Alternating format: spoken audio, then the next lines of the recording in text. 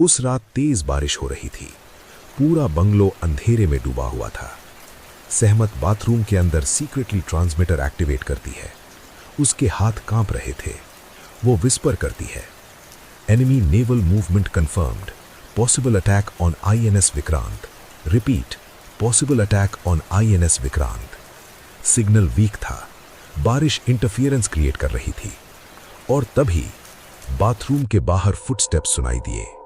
कोई धीरे धीरे दरवाजे की तरफ आ रहा था। सहमत का खून जम गया। ट्रांसमीटर अभी भी ऑन था। फुटस्टेप्स और करीब आए। हैंडल धीरे से मूव हुआ और उस पल सहमत को लगा सब कुछ खत्म हो चुका है। लेकिन बाहर इकबाल था। उसने सिर्फ इतना पूछा, तुम ठीक हो? सहमत ने मुश्किल से अपनी आवाज कंट्रोल की, हां, बस तबीयत थोड़ी खराब है। इकबाल कुछ सेकंड्स तक चुप रहा, फिर वापस चला गया।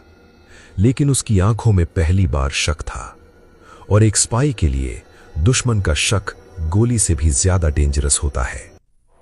दिल्ली में रॉ ऑफिसर्स ने सहमत का मैसेज रिसीव कर लिया था। Indian navy immediately alert mode में चली गई। INS विक्रांत की पोजीशन सीक्रेटली चेंज कर दी गई और कुछ ही दिनों बाद पाकिस्तान का प्लान्ड अटैक फेल हो गया।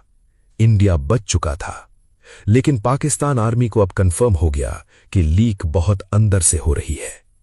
इन्वेस्टिगेशन और ब्रूटल हो गई। एक सर्वेंट को टॉर्चर किया गया।